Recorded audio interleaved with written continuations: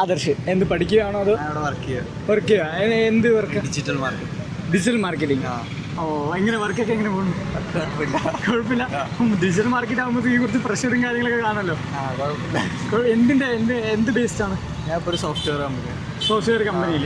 എവിടെ? ഇൻഫോ പാർക്കിൽ. ചേട്ടൻ്റെ പേര്? അക്ഷയ്. ഞാൻ ട്രിവാൻഡ്രത്താ.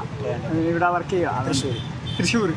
വേറെ എന്തെങ്കിലും പറയാനുണ്ടോ? ഇപ്പോൾ യങ്സ്റ്റർക്കും പഠിച്ച് വരുന്ന ആൾക്കാരോ അല്ലെങ്കിൽ ഈ ഡിജിറ്റൽ മാർക്കറ്റിനെ കുറിച്ച് എന്തെങ്കിലും? ഇപ്പോൾ ഓൾറെഡി വന്ന കാരണം നല്ല സ്കോപ്പ് ഉണ്ട്. സാലറിയും കാര്യങ്ങളൊക്കെ ഇൻക്രിമെന്റ് ഒക്കെ ഉണ്ട്. വലിയ പ്രഷർ ഇല്ല. നല്ലൊരു ഫീൽഡാണ്. നമുക്ക് നല്ലൊരു ഫീൽഡാണ്. എൻജോയ് ചെയ്യാൻ പറ്റിയ ഫീൽഡാണ്. എന്ത് ചെയ്യാം, ഫ്രീഡം ഉണ്ട്. അത് ഡിപ്പെൻസ് ഓൺ കമ്പനിയോട് ഇരിക്കും. കമ്പനിയാണെ ഓക്കെയാണ്.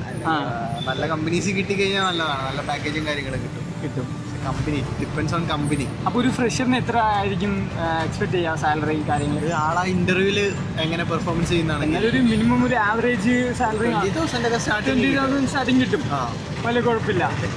ടാർഗറ്റ് അങ്ങനെ ഡിപ്പെൻസ് ഓൺ കമ്പനിയാണ്. നമ്മളിപ്പോൾ ഓരോ കമ്പനി അത് റിലേറ്റഡ് ആയിട്ടുള്ള ഇതിൽ കയറുവാണെങ്കിൽ ഓക്കെയാണ്. ഞാൻ സ്റ്റാർട്ട് ചെയ്തപ്പോൾ എനിക്ക് 22,000 ആയിരുന്നു ഫസ്റ്റ്. 22,000 ആയിരുന്നു. അത് പ്രൊഫഷൻ പീരീഡ് കഴിഞ്ഞപ്പോഴാണ് എനിക്കത് ഹൈക്ക് കൂടിയത്. ഓ, അങ്ങനെ ഇത് ഡിജിറ്റൽ മാർക്കറ്റിംഗ് എക്സ്ട്രാ എന്തെങ്കിലും പഠിച്ചിട്ടുണ്ടായിരുന്നോ അതോ? ഇല്ല, ഞാൻ ഡിഗ്രി കഴിഞ്ഞിട്ട് ഡിജിറ്റൽ ഡയറക്റ്റ് കയറി. കോളേജ് പ്ലേസ്മെന്റ് ആയിരുന്നോ?